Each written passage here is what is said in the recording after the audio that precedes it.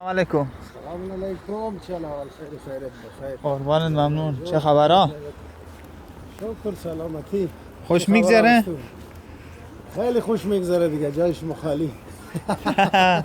زندگی اروپایی مونی دیگه بچه. چه کار کنیم دیگه، یک روز تعطیل بودیم گفتیم بیا یک چکر مکردی چی موش. خب الحمدلله. خب خلاصا دیگه همه دوستا و رفیقا و فامیل همه را انشالله دعامونم که آرزوهای خوب برسن و سلامتی رو فامیل آرزو داریم برای همه ایشان. انشالله موفق باشن، شما هم موفق باشین. زنده باشه دیگه. خیلی سلام زیاد و فراوان از طرف ما دیگه برای همه فامیل.